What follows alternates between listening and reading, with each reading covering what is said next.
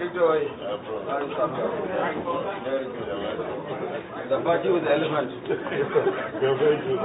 Great, good to see you. Good to see you. Bishop. My name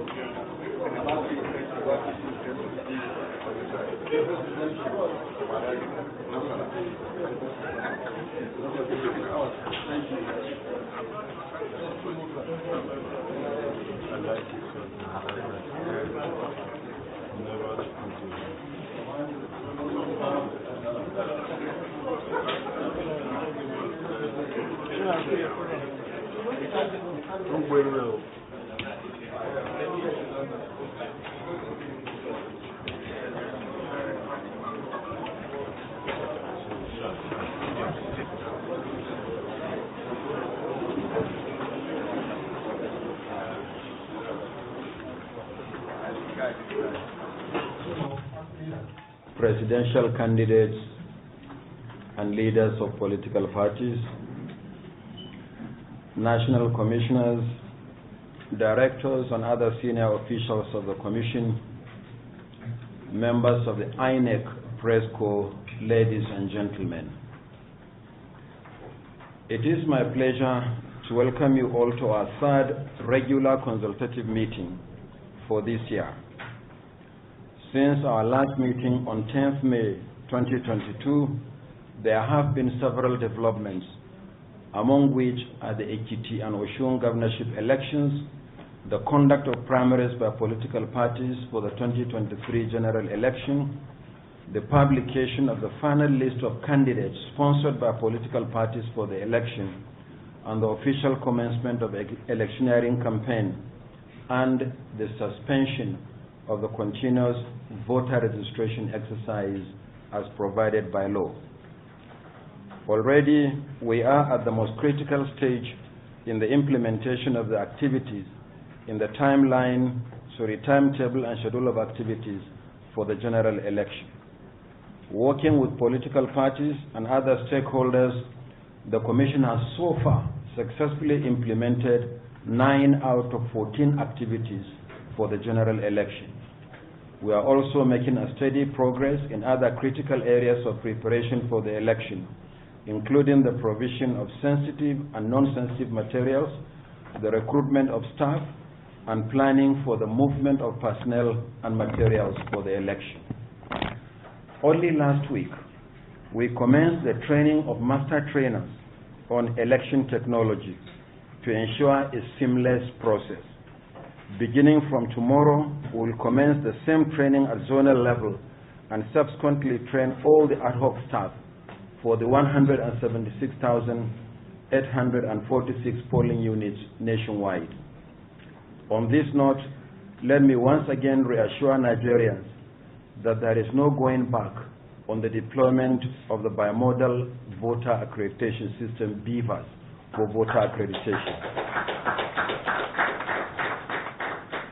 There is no going back on the transmission of results on the INEC result viewing portal in real time on election day. There will be no incident form that enables ineligible persons to vote using other people's permanent voters' cards during elections. We are committed to ensuring that the 2023 general election is transparent and credible, reflecting the will of the Nigerian people.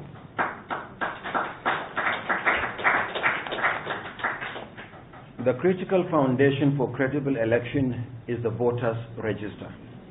You may recall that the CVR, which started on the 28th of June 2021, lasted for 13 consecutive months until its suspension on 31st July 2022.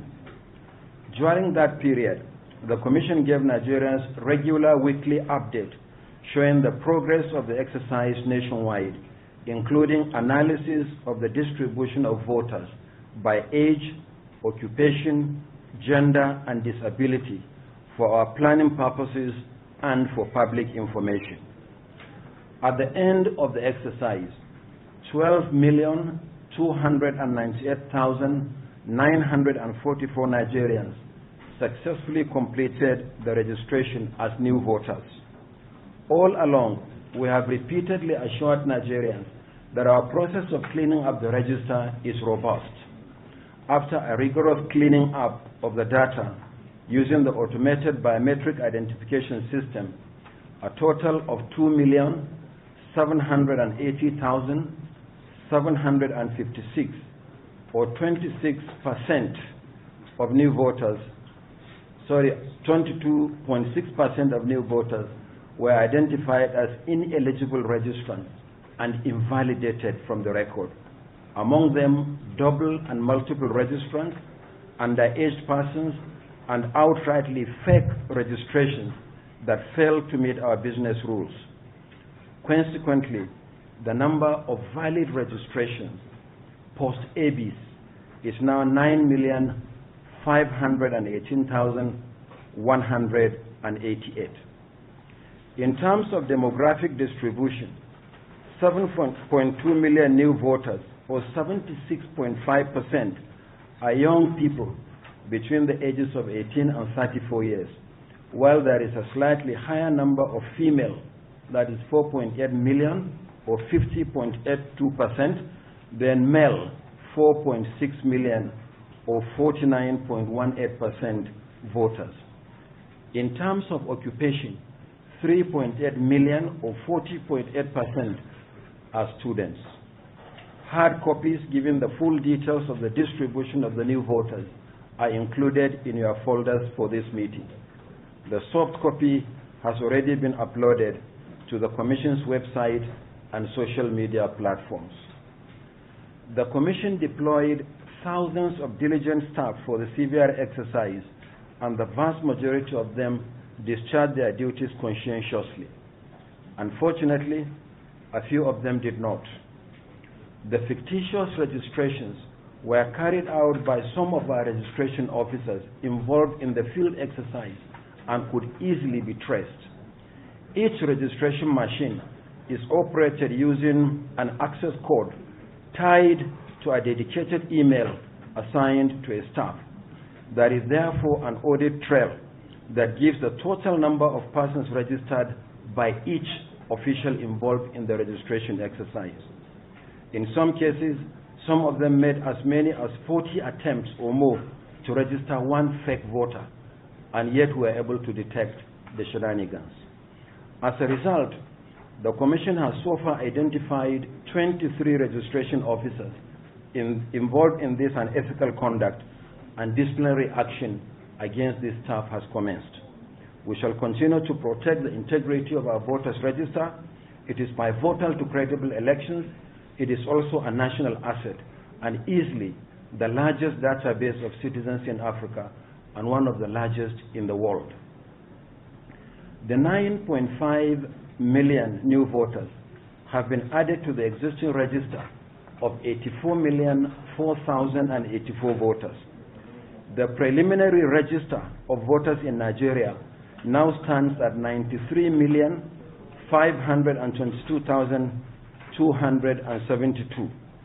It is preliminary because Section 19, subsections 1 and 2 of the Electoral Act requires the Commission to display the hard copies of the register of voters for each registration area or ward and local government area, and simultaneously publish the entire register on the Commission's website for a period of 2 weeks for scrutiny, claims, and objections by citizens, not later than 90 days to a general election. Accordingly, in the next few days, the Commission will print 9.3 million pages of the register. The hard copy will be displayed for each of the 8,809 registration areas or wards and 774 local government areas nationwide, while the entire register will be published on our website for claims and objections as required by law. The display of the fiscal register will take place at the designated centers from Saturday 12th to Friday 25th November 2022. Further details, including the procedure for filing claims and objections, will be released by the Commission next week. I would like to appeal to all Nigerians to seize the opportunity of the display to scrutinize the list and help us to clean it up further so that the final register of voters for the 2023 general election can be compiled and published.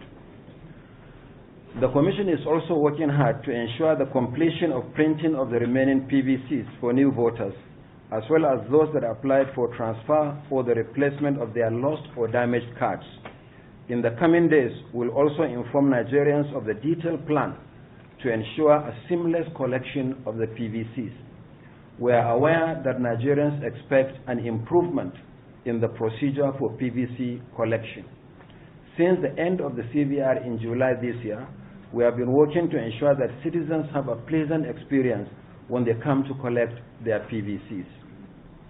Beyond the voters' register and the compilation and the presentation of the PVCs, the Commission has released the timetable and schedule of activities for the 3 off-cycle governorship elections in Bayelsa, Imo, and Kogi State.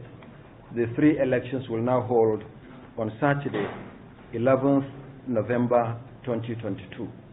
We had to release the timetable yesterday because under the new Electoral Act, the first activity is the publication of the notice for the election. And the law requires that that should be done not later than 360 days before the date fixed for the election. So on November the 14th, we'll publish the statutory notice for the conduct of off-cycle elections in these 3 states, not later than 90 days before the election.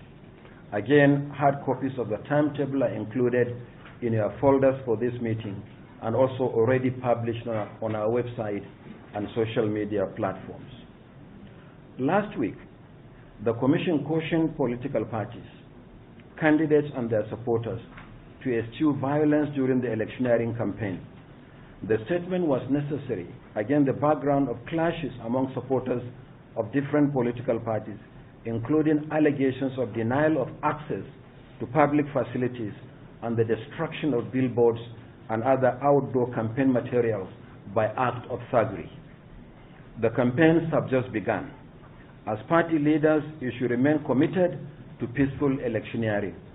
We'll continue to work together to remove encumbrances to the right of parties and candidates to freely canvass for the support of the electorate. The Commission will continue to track the campaigns and will not hesitate to initiate the process of prosecution of violators as provided by law. It is clear to the Commission that as the general election approaches, there will be need to meet more frequently with leaders of political parties. We hope that in spite of your campaign activities, you will oblige us. In fact, we plan to invite you very soon for a discussion on political rallies and the issue of campaign finance, including the limits on expenses set by the Commission, which the law says it should be done in consultation with the political parties. So if we invite you again, maybe as early as next week, please oblige us in spite of your busy campaign schedules. We are also going to invite you next week to inspect samples of the materials to be used for the general election as required by Section 42 of the Electoral Act. So kindly oblige us. We'll send letters of invitation to all the political parties as required by law, and the inspection will take place in this hall so that thereafter we can speedily commence the process of printing over 570 million ballot papers for the 2023 general election.